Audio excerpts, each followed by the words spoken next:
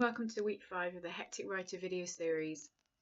If you want to follow along, you can download a free workbook at www.sharonzink.com, and that's Zink, Z-I-N-K. Just click free workbook at the top of the page. Today we're going to have a look at how we create what I call courage for the road.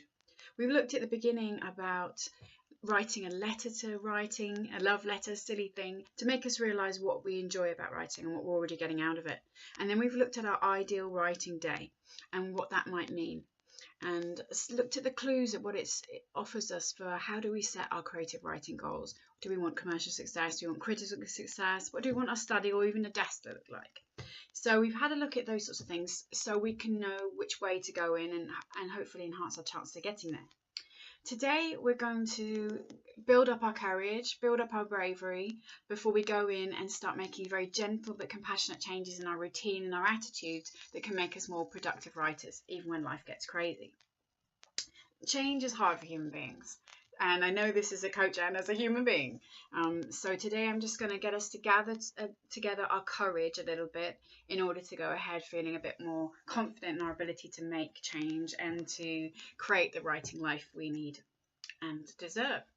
So this is basically adapted from Julia Cameron's exercises in the wonderful book, The Sound of Paper.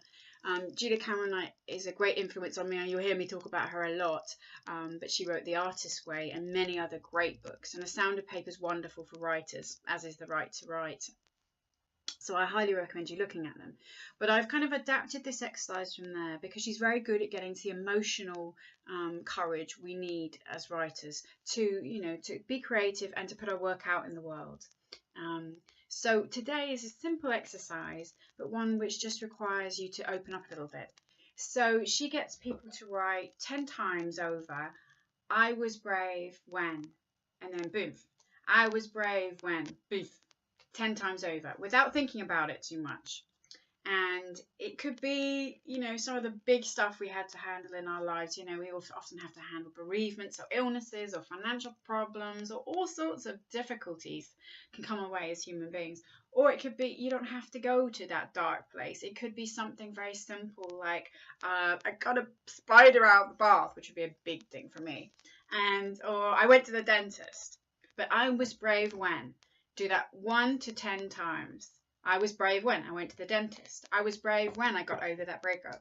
I was brave when I went for a job interview. I was brave when I submitted my novel. I was brave. It can be stuff relating to your creativity or something outside, but basically they're all connected. And I think that's something that Cameron really sees, and I see as well, that our creative life is connected to our emotional life, because often we get in our own way if we haven't got the emotional part sorted out, so we never even get to deal with the craft problems.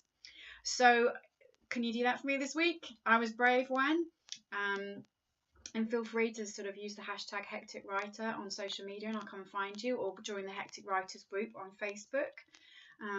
That's kind of gathering now, and also I'm running a writing challenge for you peeps out there, so I want you to know that you can join that as well on the 6th of March, and that's called Writing Mojo March, and you can also check that out on my blog and sign up there, and you'll get 10 emails over 14 days to help you get your creative juices flowing again after a long winter. Anyway, take care and I'll see you next week. Bye.